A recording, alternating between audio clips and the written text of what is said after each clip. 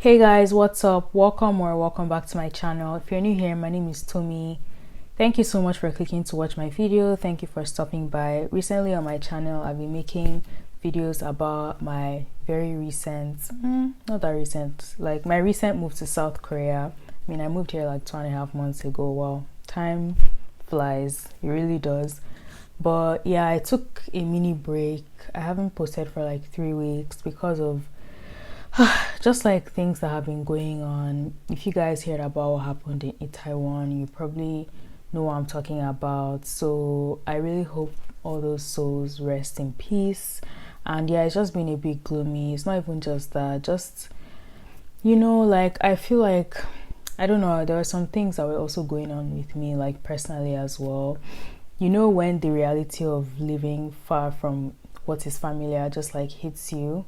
That's kind of what happened. Like, I went to this church slash fellowship and it just like hit me that I wasn't in a familiar place. And so basically the past week, so that was 2 weeks ago, and this week that just finished was also kind of difficult because I don't know, I was just like stressed or stressing about different things.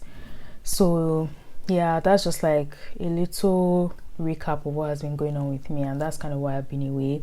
But today, because of everything that has been going on, I decided to bring you guys like a fairly light-hearted video.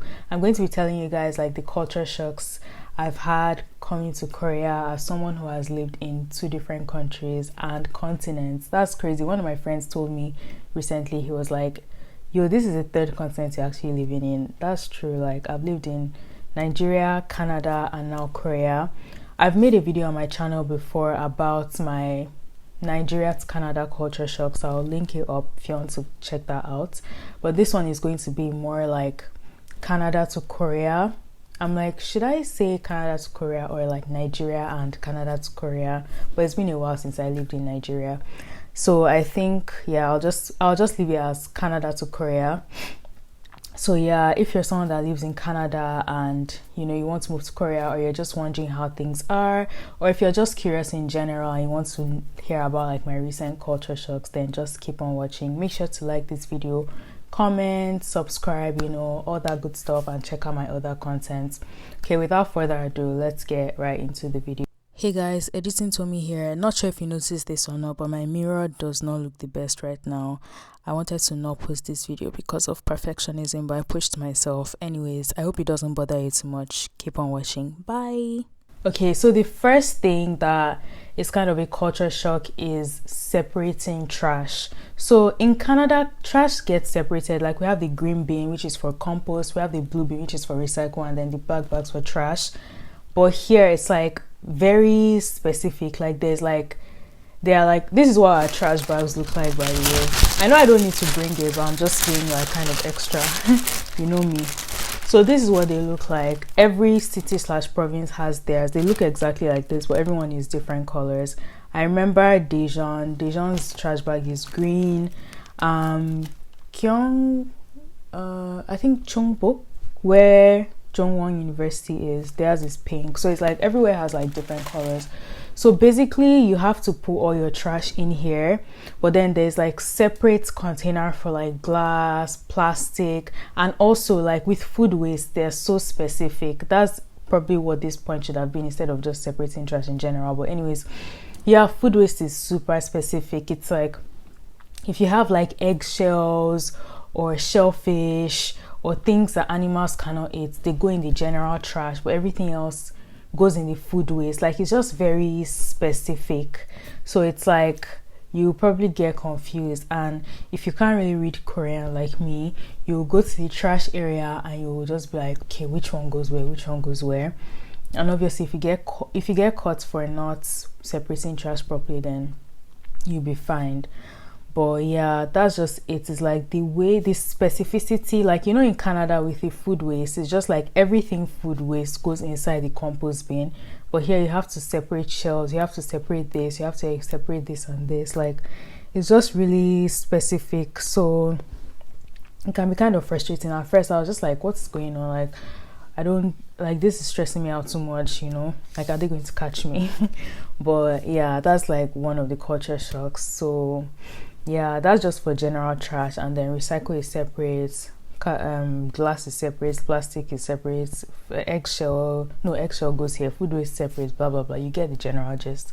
Okay, let's move to number 2. Oh yeah, I also forgot to say, like, they don't have any trash cans on the streets. Like, it's not something you see all the time. Like in Canada, everywhere has trash cans everywhere, you know, black bags, everything. But here, because they don't want people to buy these bags that I just showed you, like for, yeah, these bags that people need to use to dump trash in like our home and stuff. Apparently, if they hire or if they put more trash cans on the streets, everyone is just going to be dumping their trash there, or most people, and then they're not going to buy these bags, and it's going to affect the economy and blah blah blah. But yeah, I'm so used to seeing trash cans everywhere. Like in Canada, literally, you walk for 5 minutes to see a trash can, you walk for another 2 minutes to see another one. But that's not really the case here, and yeah, it can be annoying at times, honestly, like when you just have something you want to throw and it's like, do I just dump it on the floor? But the streets are actually not like super gross. Maybe the more populated places and the busier places are, but generally I will not say like the streets are like disgusting. Okay, number 2 on my list is drinking water scarcity. Like, if you know, like if you live or you've lived in Canada, you know, like almost everywhere has like a water fountain. There are water fountains on campus, water fountains in public places. If you go to Canada's Wonderland, you can just take your bottle somewhere. There are always stations to fill your bottle. But here, it's not even a thing. It's like if you want to drink water, you have to buy water, and like the bottles are like this small, and if you're a water drinker like me, like this is just not enough for you. Like you need more than this. And it also affects how much I drink water, because if I just have this bottle filled near me, I'm going to be lazy once it finishes, or once I get it here, I start minimizing it because I don't want to refill my bottle. But like in Canada, it's like if I have this or even a bigger container and I finish it, I'm like, okay, it's not going to be hard to fetch water or get water from somewhere. But here, it's not really a thing, so I kind of had to get used to that. It's kind of inconvenient, but I guess it's just something I have to deal with. And also there are cups when they drink water. Maybe I'll insert a picture somewhere. There are cups when they drink water after they eat, so are really small.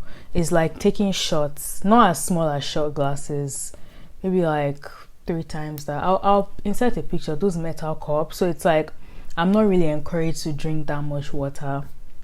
Yeah, that's another point. Okay, let's move on to number 3. Okay, number 3 is the fact that separating things, and I'll give you examples of things I'm referring to, is like an extreme sport for these people. Like, for example, if you go out to eat with your friend, like splitting the bill is like rocket science to them. So you're just better off not even trying to do it. Like the better thing to do is just choose the person that will pay. Or maybe if the person is someone you go out to eat with often, you can be like, okay, I'll pay this time, you pay next time.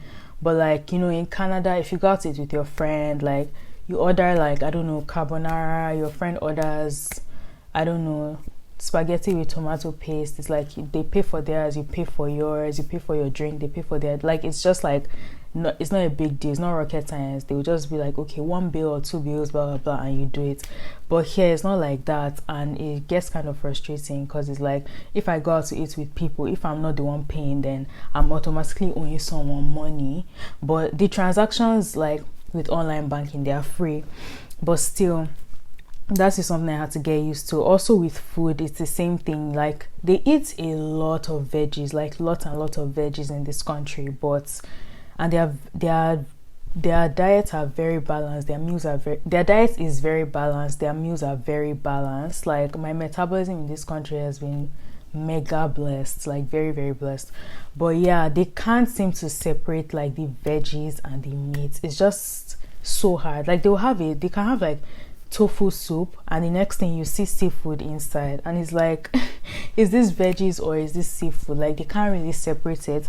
Let me show you a picture of something I ate recently so that you can see like what I'm referring to. Okay, so in this picture, let me see, I think the name of the food is, actually I don't remember the name of the food, but yeah, So on my spoon, the thing that looks like jelly, I don't even know the exact name. So it's hard to explain. And then the brown ones inside are just like fish cakes. So it's like the soup looks healthy, like you can see greens, it's clear, it was spicy enough, soothing, but then those are fish cakes. So if you're veg, like vegan or vegetarian, like you definitely have a hard time, especially maybe in bigger cities there might be more options, like there might be more vegetarian places and stuff, but and like some of the soups are vegetarian, but it can be hard for you to know, like something on the surface might look fine, and then but when you're eating it you're like, oh, this has meat, or oh, this has seafood, oh, I don't want to eat this. Short story, this girl I met at orientation, I remember when I met her, she was like, oh, she's vegan, because one day, I think it was for dinner, she just had like rice and kimchi on her tray, and I was like, why are you choosing starvation? If you guys know me, when it comes to food, like I'm very passionate. Like you cannot eat rice and kimchi and call that a meal. I'm sorry, that is a snack. So I was like, are you okay? Like, what's going on? I was like, did you get tired of the food? And she was, because every Korean dish, like, or let me just say, obviously we ate Korean food throughout the orientation week, so it could get tiring. So I was like, oh, did you get tired of the food? She was like, no. And I was like, oh, why is your tray so empty? She's like, oh, she's vegan, and she has been vegan for what, 5 years or something. I was like, oh wow, like, blah blah blah. Just had a conversation about it, and then I texted her like maybe after moving in, like within the first month, just to be like, oh, how are you? How is everything going? Like, how are you doing with like the whole food situation? Because I can see that they can't separate anything. And she was like, oh, she had to quit like being vegan because it's so hard, especially if you don't speak Korean. So even for people that speak Korean, separating is still an extreme sport. So imagine for someone that doesn't speak Korean going to order food and being like, oh, please can you take this out, please can you take that out? You just get very stressful and frustrating. So she said she just like quit because it became more like a life or death, like it became more like a survival thing. So yeah, and we just had a conversation about it. So if you're vegan or vegetarian, just be prepared to either I don't know, except you want to be cooking every single time, which people that have a lot of dietary restrictions probably already do that. But if you're moving to a new country, like experiencing the food is probably something that you would want to do. So except it's either you cook all the time, or maybe you can go to a place that has more foreigners, like Seoul area. Maybe they'll have more veg and vegan options there. But yeah, that's one thing. I'm glad I don't have a lot of dietary restrictions, because if I did, I think I would probably have like multiple breakdowns. Like food is such a big thing for me. Like if you know me, you know I'm such a foodie.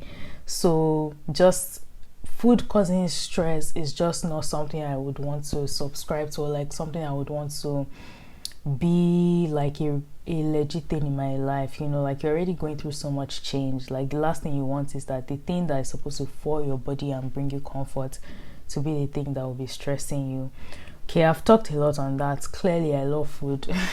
My next point is that there is just so much sugar in a lot of things, and this kind of contradicts my previous points, because I said, oh yeah, the meals are so healthy, everything is balanced, everything has like sugar, like the coffee and the tea packs have so much sugar.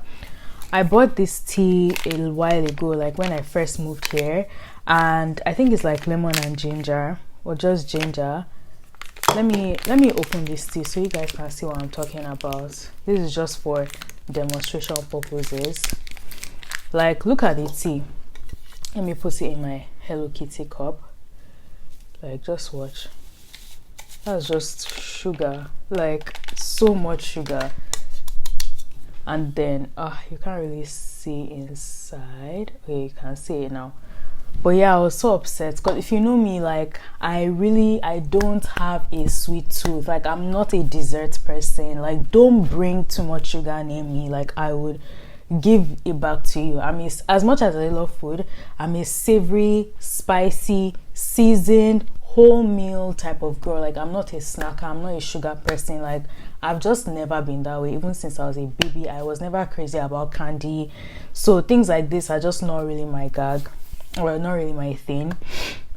yeah, like everything just has sugar. The coffee packs are also similar, they just have so much sugar, and it's just like bruh, you know, just a lot of sugar. But yeah, if you don't like sugar in a lot of things, like this might also annoy you, but I've kind of gotten used to it. Like now I just drink like lemon water with plum extract, organic plum extract that someone gave, that I was giving to in one of my schools. So that's kind of how I deal with that. And the last point for this video, because I've talked way more than I expected to talk, is that, oh my gosh, so many things about food in this video. I was going to talk about the open shower concept, but I already talked about it previously, so I'm already used to it now. It was still a shock though. But another thing that kind of like shocked me was how much pork they eat. So it's like in Nigeria, so I was born and raised in Nigeria. I lived there up until 2015 and then lived in Canada for 7 years. Like in Nigeria, we don't have a lot of pork in our cuisine, and in Canada too, it's like obviously there are like Asian restaurants and stuff. I know the like a lot of places in the Asian continent it's pork, especially Korea, like they love pork. So it was just something I had to get used to, like pork, and pork is like the most affordable meat. So I mean, I still mostly go for seafood because I'm just more of a seafood girl. And yeah, just a lot of pork in a lot of things, like pork belly, pork barbecue, pork this, pork that, pork. So yeah, like I would not even say I eat that much pork still, because I'm just not crazy. Like I'm not a huge like meat lover. Like I eat meat, but just I'm more of a seafood person. So excessive pork is just like you know. It tastes good though, like their food is really good. Food in Korea is good. Food in Canada, trash. And that's my stance. That is my correct opinion. If you have a different opinion, bye, leave my channel. Here, I'm joking.